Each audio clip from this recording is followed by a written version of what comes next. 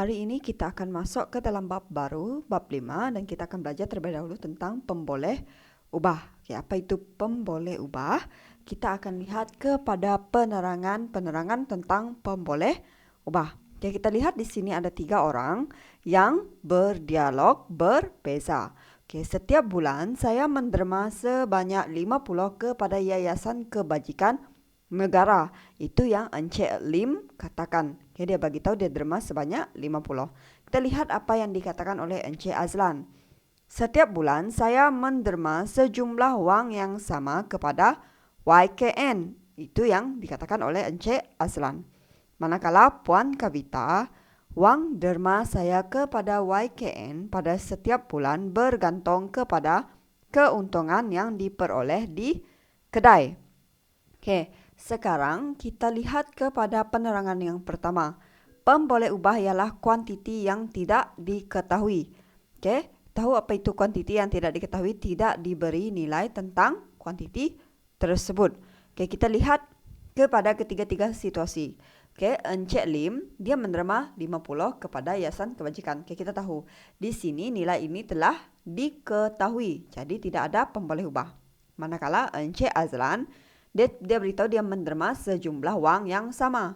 Okay, sejumlah wang yang sama tetapi tiada nilai yang tidak diketahui. Manakala Puan Kavita, wang derma yang dia beri bergantung kepada keuntungan yang diperolehi kedai. Okey, jadi tidak diketahui. Nilai bagi kuantiti yang tidak diketahui ini kita tulis dan wakilkan dengan menggunakan abjad atau huruf yang sesuai. A, B, C sampai Z. Pilih mana yang sesuai. Okay, kita lihat pada yang ketiga. Terdapat 2 jenis pemboleh ubah. Pertama, pemboleh ubah nilai tetap. Dan kedua, pemboleh ubah nilai yang berubah. Okay, apa nilai tetap dan apa nilai berubah? Kita rujuk kepada Encik Azlan dan Puan Kavita yang memiliki pemboleh ubah. Okay, rujuk pada Encik Azlan. Encik Azlan menderma sejumlah wang yang sama setiap bulan. Okay, sama. Maksudnya tetap sama. Setiap bulan tidak berubah. Okay, jadi nilai tetap. Bagi Encik Azlan, pemboleh ubah nilai tetap. Dan kita lihat kepada Puan Kavita. Bergantung kepada keuntungan yang diperoleh di kedai. Okay, dia bergantung kepada keuntungan yang diperoleh di kedai. Jika bulan tersebut keuntungan banyak, maka Puan Kavita menderma lebih banyak. Jika sedikit, maka menderma lebih sedikit. Okay, sekarang kita lihat kepada situasi. Okay, kita menyimpulkan. Pertama, Encik Azlan menderma sebanyak RMX. Ini kita wakilkan sebagai pemboleh ubah dermaan Encik Azlan kepada Yayasan Kebajikan Negara. RMX ini mempunyai nilai yang tetap atau sama. Okay, kerana Encik Azlan menderma sejumlah wang yang sama setiap bulan. Okay, X mempunyai nilai yang tetap atau sama kerana Encik Azlan menderma jumlah wang yang sama setiap bulan. Kita lihat kepada Puan Kavita. Puan Kavita menderma sebanyak RMY kepada YKN. RMY mempunyai nilai yang berubah. Okay, kenapa berubah? Kerana Puan Kavita menderma setiap bulan bergantung kepada keuntungan kedainya. Jika banyak, dia derma banyak. Jika sedikit, maka lebih kurang dia dermakan pada bulan tersebut. Okay, sekarang kita pergi kepada contoh yang pertama.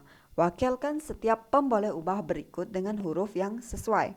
Seterusnya, tentukan sama ada pemboleh ubah itu mempunyai nilai tetap atau nilai yang berubah. Berikan justifikasi anda. Okay, kita lihat pada soalan A. Kadar faedah setahun untuk simpanan tetap yang ditawarkan oleh sebuah bank. Okay, cikgu mau terangkan apa itu justifikasi. Justifikasi sama dengan maksud berikan sebab. Okay, sekarang cikgu gunakan huruf K untuk mewakili kadar faedah setahun bagi simpanan tetap. Okay, cikgu pilih K kerana perkataan kadar. Murid-murid boleh pilih huruf mana yang murid-murid rasa suka. Okay, tapi pastikan murid-murid ingat huruf itu mewakilkan pemboleh ubah tersebut. Okay, sekarang kita lihat adakah K ini berubah ataupun tetap.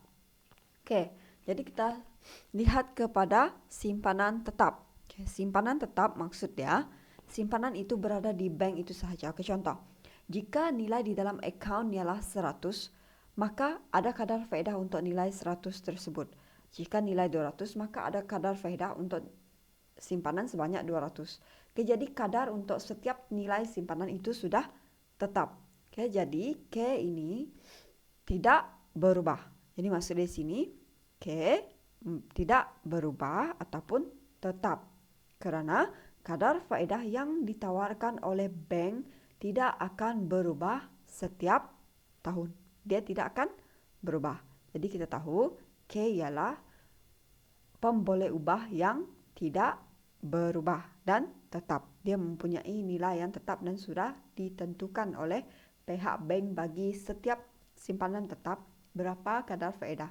Contohnya RM1. Oke, untuk RM1 nilai faedah ialah 0,1%. Oke, semua orang yang menyimpan ada simpanan di bank RM1, maka faedah dia 0,1%. Oke, sekarang kita pergi soalan B. Masa perjalanan Faizal dari rumah ke sekolah setiap hari. Oke, kita lihat masa perjalanan Faizal dari rumah ke sekolah. Cikgu menggunakan huruf M kecil untuk mewakili masa perjalanan Faizal dari rumah ke sekolah. Oke, jadi sekarang kita coba lihat adakah M ini nilai tetap atau berubah. Oke, M adakah nilai tetap atau berubah. Oke, jadi kita tengok. Oke, Faizal masa dari hari Isnin. Mungkin hari Isnin Faizal menggunakan masa sebanyak 10 menit untuk pergi ke sekolah. Oke, hari Selasa Faizal menggunakan masa 8 menit karena dia berjalan dengan lebih laju ataupun mungkin pada masa tersebut Faizal dikejar oleh anjing. Oke, hari Rabu pula Faizal menggunakan masa selama 20 menit. Kenapa lebih lama? Mungkin Faizal singgah di kedai ataupun Faizal berjumpa dengan kawan dan dia berhenti sekejap. Jadi kita tahu M mempunyai nilai yang berubah. Karena masa perjalanan Faizal dari rumah ke sekolah setiap hari tidak sama. Jadi di sini kalau lainlah jika soalan bertanya jarak perjalanan Faizal dari rumah ke sekolah. Oke, jika jarak rumah Faizal ke sekolah adalah 5 km, maka jarak tersebut tidak akan pernah berubah.